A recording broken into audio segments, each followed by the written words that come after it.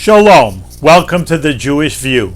My name is Rabbi Nachman Simon with the Chabad House of Delmar, and we always have interesting discussions about religion and science. Of course, many people believe that, all right, religion is one thing and science is another. Other people, science, I can't have religion. Some people believe I have religion, science won't help me. But really what we say here in the Jewish idea, the Jewish view, is that religion and science are complementary. So we're always looking for different ideas, and we always go to the expert, who is the Lubavitcher Rebbe, Rabbi Nachman Simon. His picture is here when he was a younger man. He passed away in 1994, but he was a scientist and, of course, a big rabbi. So he very much integrated two ideas together. So also that's interesting that we're going to talk a little bit at the beginning about medicine and the view of the role of the doctor. I mean, there are certain religions that feel that, well, if you believe in God, you don't need a doctor. Obviously, a lot of people believe, oh, I'll go to a good doctor. I don't need God. I don't have to pray. But again, that's what we're here to integrate the two ideas together. So let's look at the Torah perspective of the role of the doctor. It says there's a sense in the Torah and the Bible, and the healing shall be healed. And our sages, the rabbis, interpret it. It's a little bit funny. Who should heal? From here we see that permission was given to doctors to heal. So that's right from the Talmud.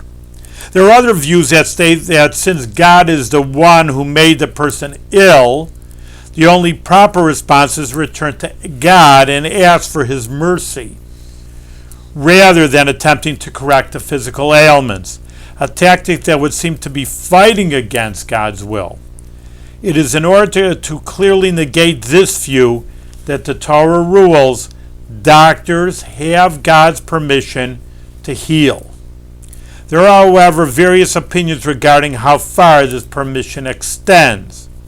The Ramban Nachmanides feels that doctors may not attempt to heal internal ailments. In his opinion, the only medical intervention that is permitted is for external wounds or afflictions, meaning like injuries that are similar to those being discussed in the verse about the hand. In the Chumash, somebody's hand is hurt. Rabbi Avram Ibn Ezra too writes that doctors may only tackle external wounds. Any internal ailment or wound, however, is in God's hands to be healed, as the verse says, for He hurts and also heals. Similarly, Asa, king of Judah, was rebuked, for even in his illness he does not seek God, but only doctors. Obviously, his turning to doctors was considered a sin. Now, Nachmanides also cites as proof for his view that the fact that King Hezekiah hid the book of cures and the sages agreed with his actions. This demonstrates that we should limit our involvement with doctors and cures. In the words of our sages, and what room is there for doctors in the home of one who serves God? On the other hand, Maimonides, Rambam, rules that doctors are permitted to intervene, even concerning internal ailments. In his view, the book of cures that Hezekiah hid was one that describes the forms of various constellations and stars for the sake of astrological healing. This could easily have led the people to get involved in idol worship. Medicinal and natural cures, on the other hand, are completely permitted. If a person is hungry and eats bread to satisfy his hunger, is that acting against his faith in God who made him hungry? On the contrary, it will cause him to thank God who provided him with food. The same is true for medicine, that he will thank God for providing him with the means to be healed. The problem with King Asa's having turned to the doctors was either that he ignored God altogether and relied only on medical help, or that the doctors relied on astrological cures. The founder of Chabad Hasidus, Rabbi Shneur Zalman of Liadi, offers the following resolution of the conflicting opinions. In the temple era, I'm saying 2,000 years ago, the Jewish people lived on a much higher spiritual plane. At that time, a Jew's body received its sustenance directly or as a result of a spiritual connection via his godly soul. Therefore, there was a direct correlation between the 248 positive commandments of the Torah and the physical health and well-being of the 248 limbs of the body, as well as between the 305 negative commandments and the physical well-being of the 365 sinews in the human body. During that period, one could clearly see the fulfillment of the verse's promise, "If you will hearken in the voice of God, the Lord your God, and do that which is correct in his eyes, then all the illnesses that I placed upon the Egyptians, I will not place upon you, for I am the Lord your healer. And you shall serve the Lord your God, and I will remove illness from within you." During that period, if someone was not fulfilling God's commandments properly, natural cures would not help, since his physical limbs were dependent solely upon his spiritual ones. As is criticized for turning to doctors rather than to God, rather than concentrating on correcting his spiritual health. Similarly, Chizkiyahu hid the book of cures, since in his time it was superfluous. Once the temple was destroyed, the exile began. Again, 2,000 years ago. Through our actions, not only were we exiled from our land, but the divine presence was exiled as well.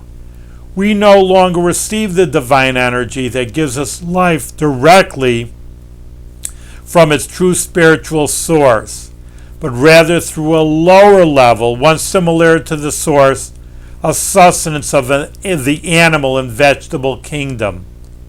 Today, if a Jew has not attained spiritual health, his physical body can be sustained much as the animal's is, and he can be fully healthy and strong even in his spiritual limbs are desperately lacking. Nowadays, therefore, natural medicine can help us, and we are enjoined to utilize it. Where life is at risk, who decides? Regarding any medical issues, may none of our brethren ever need it, there is a clear halakhic Jewish law ruling enjoining the patient to go to a doctor and behave as the doctor instructs. It is a straightforward law which has implications with regard to laws of Shabbos and Yom Kippur. Based on a doctor's recommendation, one is permitted to desecrate the Sabbath even if there's just a slight possibility of life-threatening danger. Jewish law even differentiates between an expert doctor and a novice, placing more trust in the expert. The nature of doctors nowadays is to think, my own power and the strength of my hand has accomplished for me all this. If the doctor happens to be an observant Jew, he might mention that God helped him. Otherwise, all he talks about are his own skills. An expert doctor possesses a sharp mind, a skilled hand, and a wealth of experience. He may even be successful at healing even patients that other doctors have given up on. However, the more successful he is, the more likely that he is to announce that it is due to his own skills. After all, this doctor didn't know what to do. The other doctor made things worse, and still I managed to save him. Now the patient is walking on his own 2 feet, completely healthy. He can even prove that his self-esteem is not exaggerated, for after all, his fee is 2 or 3 times the norm, and yet it is he who is constantly consulted because of his expertise. You may even realize that nature dictates that a regular doctor is only slightly haughty, while a greater doctor is extremely haughty. Nevertheless, he loudly proclaims, "It is my own might and power." The haughtiness of physicians who places absolute credit in his own skill and who is not God-fearing does not believe that he is merely an emissary, while the true cure comes from God, is further strengthened when an observant Jew visits him. When the observant Jew pays him twice as much as he would pay a doctor, who though God-fearing is not quite so expert, this strengthens the doctor's absolute faith in his own talents. After all, even the observant Jew consults with him rather than with the observant doctor. Some Jews ask me for advice about which doctors to consult. I assume that just as they ask me, they also ask other rabbis or personal friends. This is a practical question, and the rabbi is obviously responsible for the advice he gives. The rabbi faces a choice. Does he rely solely on God's mercy, or does he send him to a doctor? Even if sending him to a doctor, there are two options. One, to consult with a doctor who may not be the greatest expert, but who dons to fill in the phylacteries and pray 3 times a day and declares that God is the healer of all flesh. After all, it is explained in the Kabbalistic and Hasidic works that God's mercy is needed for a doctor to successfully heal the patient. Returning to God in repentance is required, for suffering does not come without the presence of sin. The theory behind this approach is clear. It is impossible that the healer of all flesh will send his help through an expert doctor, even one who has exhibited great success, if he claims that it is all a result of his own skills. Accordingly, there is no point in consulting with such a doctor. On the contrary, it may be completely forbidden.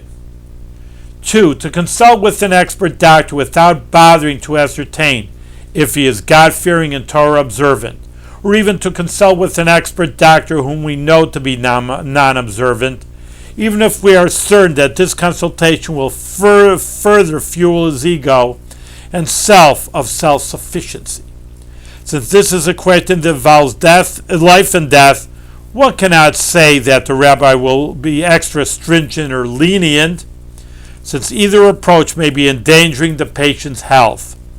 Even one who refuses to answer is taking a great responsibility. The very life of the patient, who may, as a result, not consult with the appropriate doctor.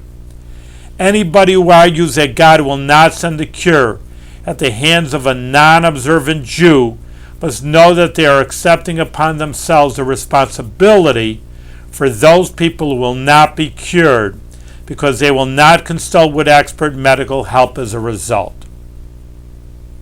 After having publicized the above views, I received a note from Jerusalem from a rabbi who has been a recognized halakhic, meaning Jewish law authority, for decades. I don't want to mention his name, but he is someone who is very exact whenever discussing something that will relate to a practical ruling. He writes that someone once asked Rabbi Yitzchak Dov Soloveitchik, the Brisker Rav, a blessed memory, which of 2 doctors to consult. They were both equally expert, but there was a possibility that one was more God-fearing than the other.